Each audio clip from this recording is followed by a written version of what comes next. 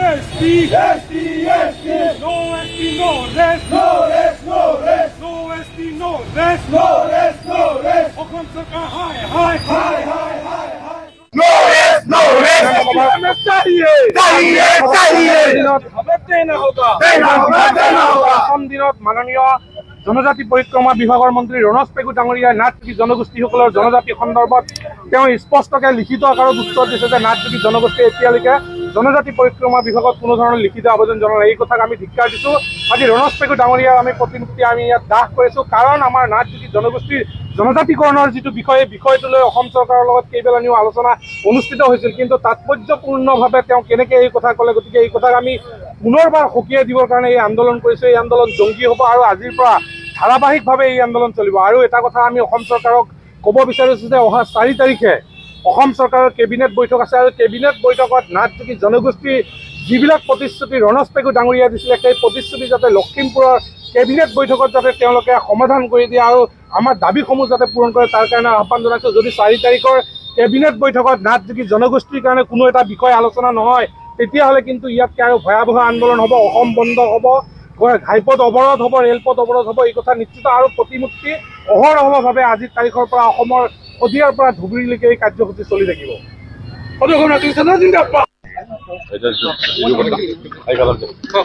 সদৌ অসম নাথযোগী ছাত্ৰ সন্থাৰ উদ্যোগত আজি আমি ৰণজ পেগুৰ কাৰণে এক আন্দোলন আৰম্ভ কৰিছিলোঁ আৰু আন্দোলনকাৰী আমাৰ সদৌ অসম নাথযোগী ছাত্ৰ সন্থাৰ সন্মানীয় সভাপতি অৰবিন্দ নাথ ডাঙৰীয়া, উপসভাপতি বকুল নাথ ডাঙৰীয়া, প্ৰচাৰ সম্পাদক ধনজ নাথ ডাঙৰীয়াক পুলিচে গ্ৰেপ্তাৰ কৰি লৈ গ'ল আৰু লগতে আমাৰ ছাত্ৰ সন্থাৰ কৰ্মকৰ্তাসকলক গ্ৰেপ্তাৰ কৰি লৈ গ'ল। এই কথা আমি কেতিয়াও মানি ল'ব নোৱাৰোঁ আৰু ইয়াৰ বিপক্ষে আমি ইয়াতকৈ বেছি জংগী আন্দোলনৰ হুংকাৰ দিছোঁ চৰকাৰক। ধন্যবাদ। কি দাবীক লৈ আন্দোলন কৰিছিলে? জনজাতিকৰণৰ বিৰুদ্ধে আমি আন্দোলন কৰিছিলোঁ।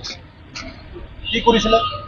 আন্দোলন কেনেকৈ কৰিছিলে? আমি ৰণজ পেগুৰ প্ৰতিমূৰ্তি দাহ কৰিলোঁ আমাৰ কোকৰাঝাৰ মেইন টাউনত পুলিচ পইণ্টৰ ওচৰত। এইখিনিয়ে ৰাস্তাত অৱস্থান ধৰ্মঘট কৰিছিলোঁ। আমি কমচে কম আধা ঘণ্টামান অৱস্থান ধৰ্মঘট কৰিলোঁ।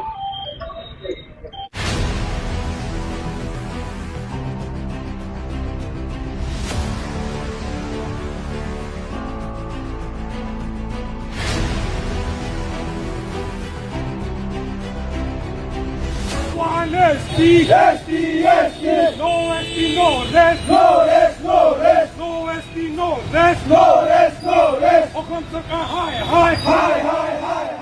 No rest, no rest. हमें चाहिए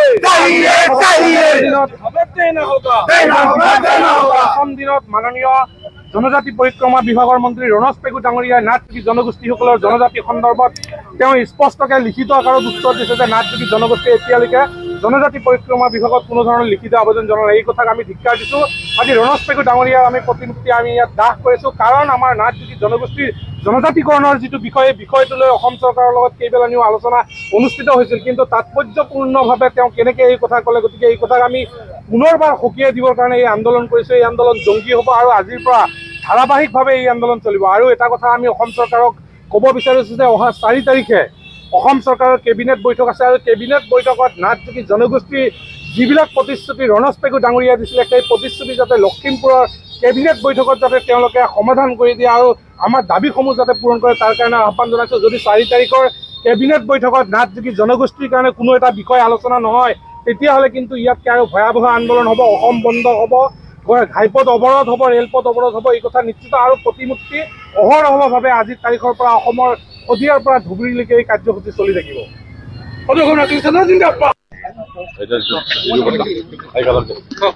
সদৌ অসম নাথযোগী ছাত্ৰ সন্থাৰ উদ্যোগত আজি আমি ৰণজ পেগুৰ কাৰণে এক আন্দোলন আৰম্ভ কৰিছিলোঁ আৰু আন্দোলনকাৰী আমাৰ সদৌ অসম নাথযোগী ছাত্ৰ সন্থাৰ সন্মানীয় সভাপতি অৰবিন্দ নাথ ডাঙৰীয়া, উপসভাপতি বকুল নাথ ডাঙৰীয়া, প্ৰচাৰ সম্পাদক ধনজ নাথ ডাঙৰীয়াক পুলিচে গ্ৰেপ্তাৰ কৰি লৈ গ'ল আৰু লগতে আমাৰ ছাত্ৰ সন্থাৰ কৰ্মকৰ্তাসকলক গ্ৰেপ্তাৰ কৰি লৈ গ'ল। এই কথা আমি কেতিয়াও মানি ল'ব নোৱাৰোঁ আৰু ইয়াৰ বিপক্ষে আমি ইয়াতকৈ বেছি জংগী আন্দোলনৰ হুংকাৰ দিছোঁ চৰকাৰক। ধন্যবাদ। কি দাবীক লৈ আন্দোলন কৰিছিলে? জনজাতিকৰণৰ বিৰুদ্ধে আমি আন্দোলন কৰিছিলোঁ।